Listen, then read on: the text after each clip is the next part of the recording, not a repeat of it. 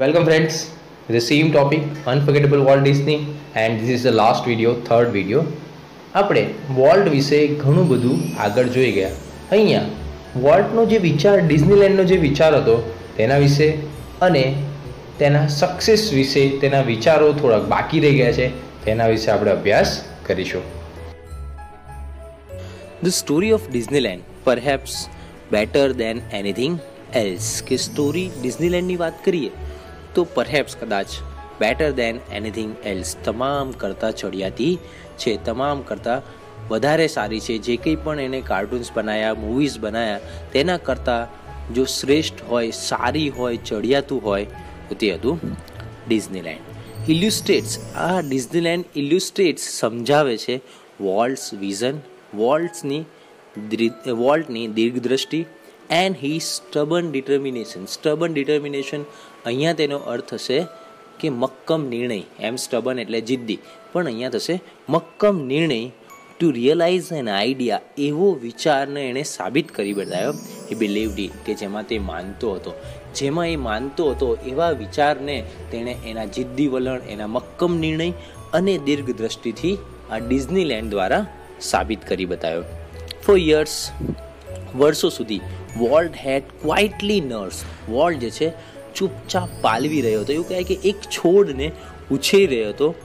The dream of a new kind of amusement park, એક સપનું, amusement park, મનોરંજન માટેના પાર્કનું, એક અકલ્પનીય, એવું કહે અજાયબી એવા પાર્કનું એ સપના જોઈ રહ્યો હતો, પાલવી રહ્યો હતો, ઉછેરી રહ્યો હતો. ઇટ વુડ બી અ પોટપોરી, અને એ સાર હતો, of all the ideas conjured up by his fertile imagination, કે જેની ફળદ્રુપ કલ્પના શક્તિમાંથી જેટલા પણ વિચારો નીકળેલા છે, જેટલા પણ કલ્પનાઓ બહાર આવેલી છે, તેનો એક સાર કે તેનું એક સેન્ટર જે છે, કેન્દ્ર હોય તો તે હતું Disneyland. The idea of sinking millions of dollar into an amusement park, પણ લાખો ડોલર્સ જે છે તે આ એમ્યુઝમેન્ટ પાર્કમાં, આ અજાયબી ગણાતા પાર્કમાં, આનંદ પાર્કમાં ખર્ચી નાખવા કે ડૂબી જાય. Even Walt's kind of amusement park, કે એક વોલ્ટના એમ્યુઝમેન્ટ પાર્ક, આનંદ પાર્કની અંદર સીમ સો પ્રીપોસ્ચરસ, એટલું અસ્પષ્ટ કે મૂર્ખામી ભર્યું કે હાસ્યાસ્પદ વોલ્ટને જાતે લાગ્યું. That he wouldn't mention it to anyone, કે વોલ્ટે જ કોઈને એની વાત કરી, જાતે એણે કોઈને વાત કરી નહીં. હી જસ્ટ ક્વાઇટલી બિગેન પ્લાનિંગ, પણ એ ચૂપચાપ તેનું આયોજન કરતો રહ્યો.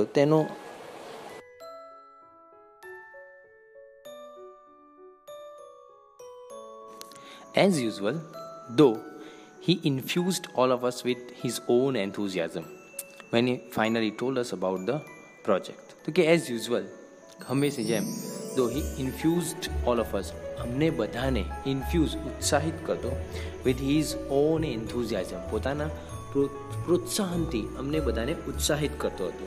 When he finally told us about the project, જ્યારે તેણે અમને આ પ્રોજેક્ટ વિશે અંતે કહ્યું. સમવન આસ્ક્ડ, કોઈકે પૂછ્યું, volt, how should the Disneyland look, કે આ ડિઝનીલેન્ડ કેવું દેખાશે? ક્વિક કેમ ધ રિપ્લાય, તરત જ રિપ્લાય આપ્યો. ઓબ્વિયસલી કોણ આપ્યો હશે? વોલ્ટે જ આપ્યો હશે. તો ક્વિક કેમ ધ રિપ્લાય, તરત જ વોલ્ટે જવાબ આપ્યો, It should look like nothing else on this earth. મિત્રો, કેવું દેખાશે? It should look like, એવું દેખાશે, nothing else on this earth, જેવું કે આ પૃથ્વી પર કશું છે જ નહીં એવું દેખાશે. એટલે બધા કરતાં અલગ તેની છાપ હશે. જો એની જે વિઝન જે છે, એની ફોર્સિંગ જે છે, એની દીર્ઘદ્રષ્ટિ જે છે, એ કેવું પ્લાનિંગ કરીને બેઠો છે, તમે સમજી શકો છો કે દુનિયામાં એવું છે જ નહીં, એવું બનાવીશ. પ્રેડિક્ટેબલી વી હેડ ટ્રબલ રેઝિંગ મની, અમને પૈસાનો સમસ્યા ઊભી થઈ, કે પૈસાની તકલીફ ઊભી થઈ.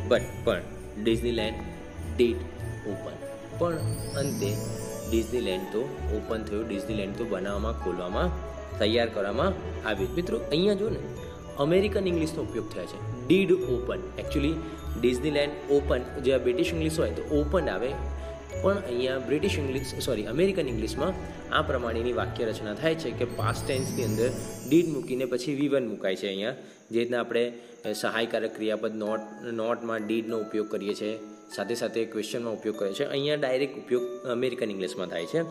તો ડિઝનીલેન્ડ ડીડ ઓપન, ડિઝનીલેન્ડ તો ઓપન થયું, ખુલ્યું, તૈયાર થયું છે ઇન જુલાઈ 1955. ક્યારે તૈયાર થયું? 1955માં આ ડિઝનીલેન્ડ ઓપન થયું, ખુલ્યું. સિન્સ દેટ, ત્યાં સુધીમાં, સિન્સ દેટ ફર્સ્ટ ડે, પહેલા દિવસથી millions of people have flocked to see unique creation of Walt's imagination. પહેલા દિવસથી જ જ્યારે ખુલ્યું ને ત્યાંના પહેલા દિવસથી જ મિલિયન્સ ઓફ પીપલ, લાખો લોકો, હેવ ફ્લોક્ડ, એમ ટોળે ટોળા આવવા લાગ્યા to see the unique creation of Walt's imagination. વર્લ્ડના આ યુનિક એટલે અજોડ, એક અલગ, બધા કરતાં અલગ જે સર્જન કર્યું એને જોવા માટે લોકો ટોળે ટોળા આવવા લાગ્યા. લાઈક અ કિડ, એક બાળકની જેમ, વિથ અ ન્યૂ ટોય, કે એક હાથમાં નવું રમકડું હાથમાં છે, ધ બિગેસ્ટ, સૌથી મોટું, શાઇનીએસ્ટ, ચમકદાર રમકડું ઇન ધ વર્લ્ડ, દુનિયામાં સૌથી મોટું, સૌથી ચમકદાર રમકડું હોય એ રીતના વોલ્ટ આ ડિઝનીલેન્ડને જોતો. ડિઝનીલેન્ડ વોલ્ટ માટે શું હતું? તો એક નવું રમકડું, the biggest and shiniest of the world, shiniest of the world, કે સૌથી મોટું અને સૌથી ચમકદાર રમકડું આ વોલ્ટ માટે ડિઝનીલેન્ડ હતું. Volt use to wonder through the park, steering as happily as tourist. Volt use to wonder through the park, કે પાર્ક માટે, આ આનંદ પાર્ક માટે હંમેશા વોલ્ટ ચિંતિત રહેતો. સ્ટેરિંગ એને જોયા કરતો, એક થશે જુઓ, સ્ટેરિંગ એઝ હેપીલી એઝ એની ટુરિસ્ટ, કે કોઈ ટુરિસ્ટ હોય કે કોઈ ફરવા માટે આવ્યો, કોઈ સહેલાણી હોય એ પ્રમાણે એ બાગને જોયા કરતો અને આનંદ માણતો હતો. મિત્રો, અહીંયા ક્વેશ્ચન્સ આપેલા છે અને ફરજિયાત કરજો, જેથી કરીને તમને ખ્યાલ આવે કે આ તમે કેટલું સમજેલા છો અને સાથે સાથે તમને પ્રેક્ટિસ પણ થાય કે બોર્ડની પરીક્ષામાં કઈ રીતના આન્સર લખવામાં આવે છે. Now let's see the next para. The overwhelming success of Walt's crazy idea. The overwhelming એટલે વૈશ્વિક સફળતા ઓફ વોલ્ટ્સ ક્રેઝી આઈડિયા. વોલ્ટના આ ક્રેઝી આઈડિયાથી, આ એક અદ્ભુત વિચારથી તેને એક વૈશ્વિક સફળતા મળી. કયો આઈડિયા? ડિઝનીલેન્ડનો આઈડિયા. તો એને વૈશ્વિક સફળતા મળી, ટ્રિગર્ડ, અને તેના કારણે અ ડ્રામેટિક અબાઉટ ફેસ. અહીંયા અબાઉટ ફેસ એટલે અચાનક બદલાવ આવવો, ચેન્જ આવવો. તો એક બહુ મોટો ડ્રામેટિક એટલે બહુ મોટો વિશાળ એવો બદલાવ આવ્યો ઇન ધ ડિઝની ફોર્ચ્યુન. ડિઝનીના ભવિષ્યમાં એક બહુ મોટો ચેન્જ આવી ગયો, બહુ મોટો બદલાવ આવી ગયો. અને કોના કારણે?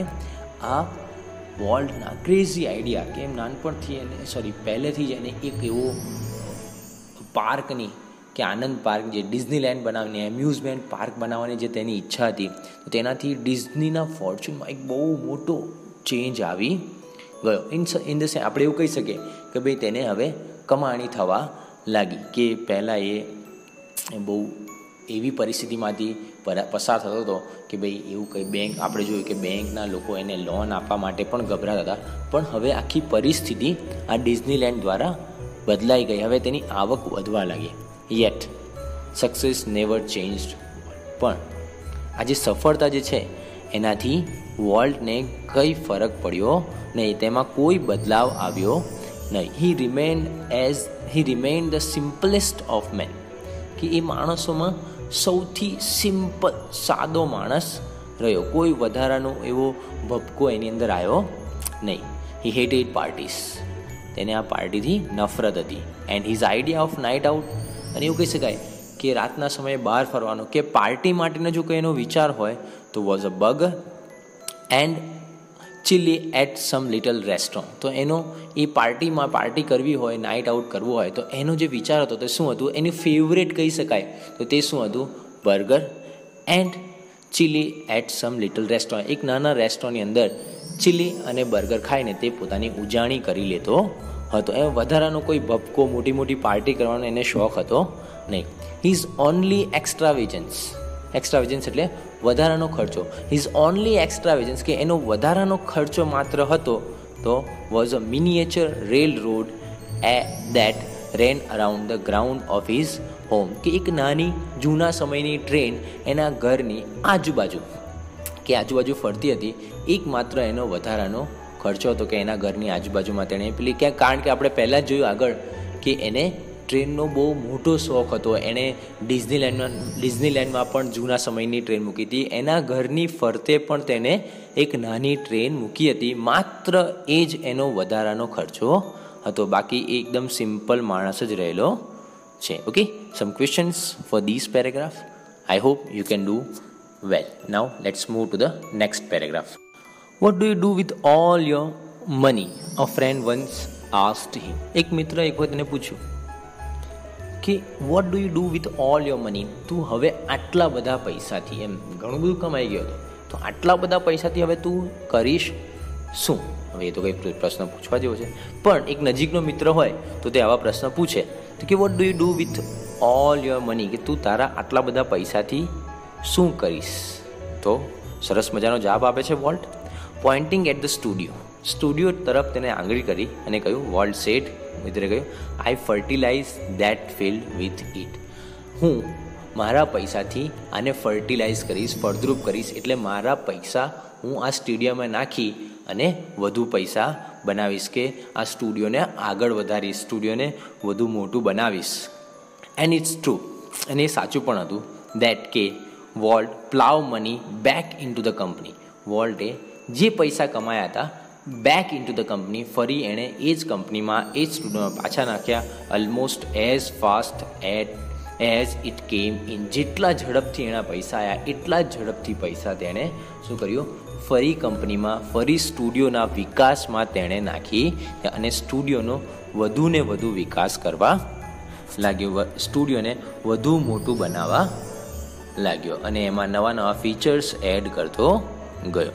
Being solvent for the first time since he started in business gave Walt a chance to develop other ideas.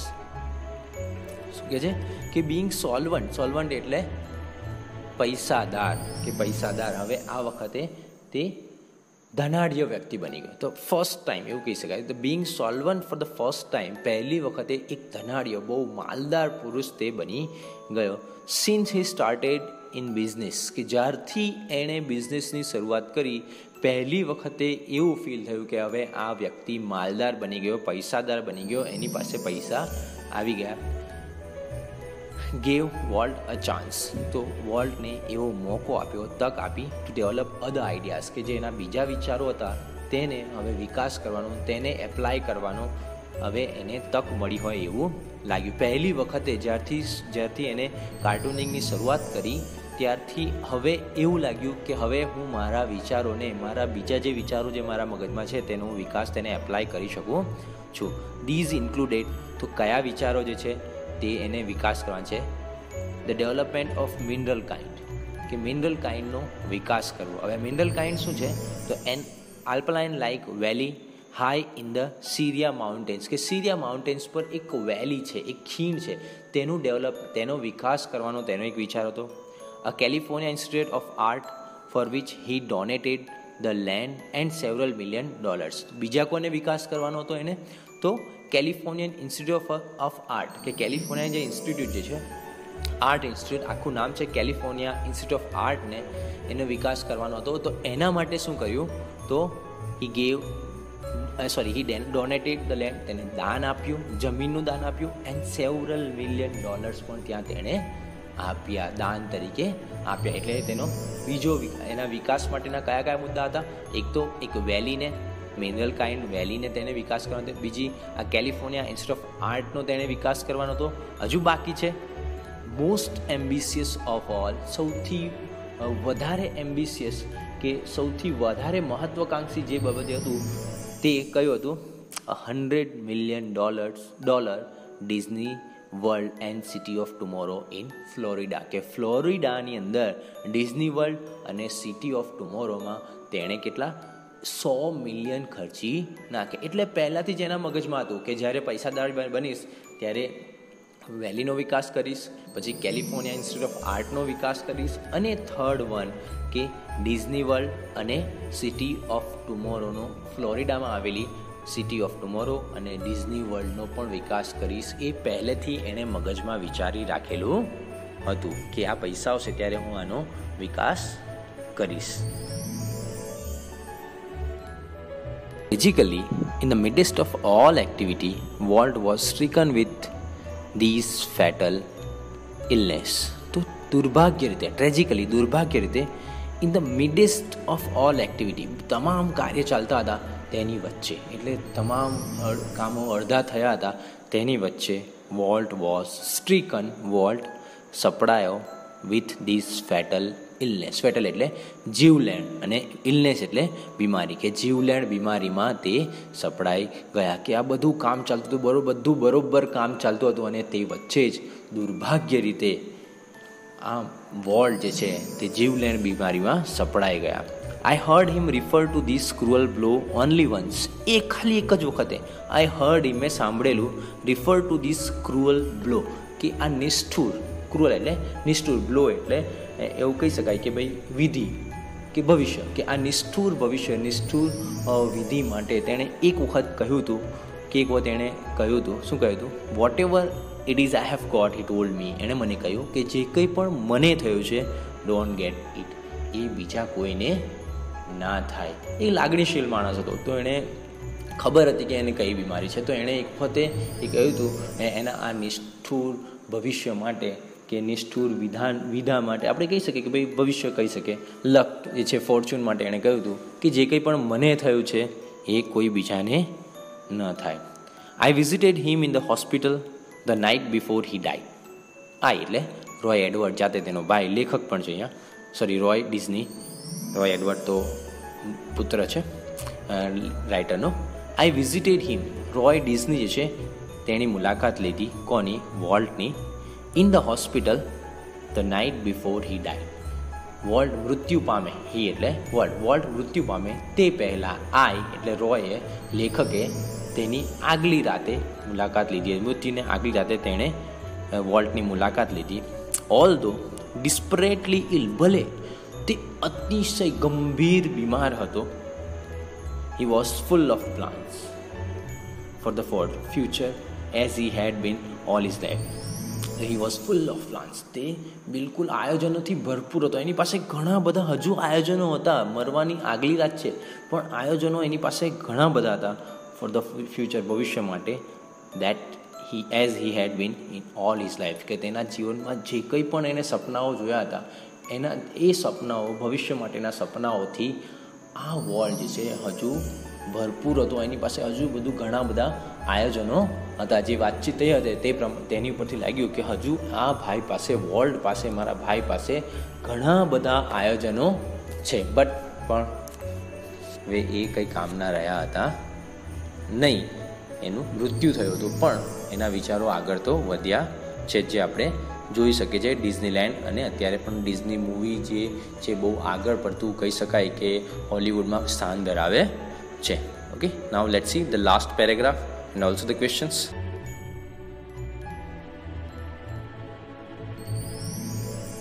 Walt used to say that Disneyland would never be finished. Volt એક વખત કહ્યું હતું કે ડિઝનીલેન્ડનો અંત આવવો જોઈએ નહીં, એન્ડ ઇટ નેવર વિલ, અને એવું નહીં જ થાય.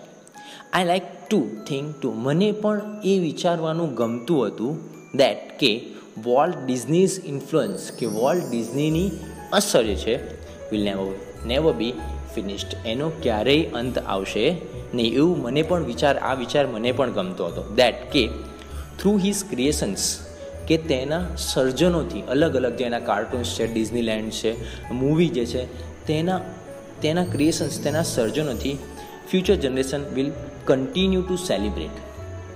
આવતી જનરેશન, આવતી પેઢી જે છે તે તેની ઉજવણી, તેને આનંદ માણવાનું ચાલુ રાખશે. વોટ, કે જે હી વન્સ ડિસ્ક્રાઇબ્ડ એઝ, જે વોલ્ટે એક વખતે સમજાવ્યું હતું, એક વખતે કહ્યું હતું. શું કહ્યું હતું? દેટ પ્રેસિયસ, એ કિંમતી, એજલેસ, ઉંમરના બાદ વગરની, કે જેની સાથે ઉંમરને કોઈ લેવા દેવા નથી. Something in every human being, દરેક વ્યક્તિની અંદર એક પ્રેસિયસ, કિંમતી અને એજલેસ, ઉંમર વગરની એક એવી ફિલિંગ, લાગણી, વિચ, કે જે makes us play with children's toy, જે આપણને બાળકોના રમકડા રમવા તરફ પ્રેરે છે. And laugh at silly things, અને નકામી વસ્તુઓ જે કંઈ કામની નથી, જેમાં કોઈ અર્થ નથી, એવી વસ્તુઓ સામે આપણે જોરજોરથી હસવું. And singing in the bath tub and dream, અને બાથ ટબમાં નાતા નાતા સપના ગાવું અને મોટા મોટા સપનાઓ જોવા. આવું એક વખતે કહ્યું હતું કે ભાઈ દરેક માણસની અંદર એક એવી કિંમતી વસ્તુ છે કે જે તેને નાના બાળકોના રમકડા સાથે રમવા તરફ પ્રેરે છે, નાના બાળકો સાથે રમવા તરફ પ્રેરે છે, અને નાની નાની વાતોમાં જોરથી હસે છે. સાથે સાથે તે નાતા નાતા ગીતો ગાય છે, સપનાઓ જોવે છે, એવું એક વખત કહ્યું હતું. અને ખરેખર એ વાત સાચી પણ છે. જો તમે અનુભવશો, તમે યાદ કરશો તો તમને પણ ખ્યાલ આવશે. Here the end of the story. અહીંયા વોલ્ટની સ્ટોરી પૂરી થાય છે. સમ ક્વેશ્ચન્સ આર હિયર. મિત્રો, આમાંથી આપણને ઘણું બધું શીખવા જેવું પણ છે. આઈ હોપ કે તમે સ્ટોરી સમજી ગયા છો.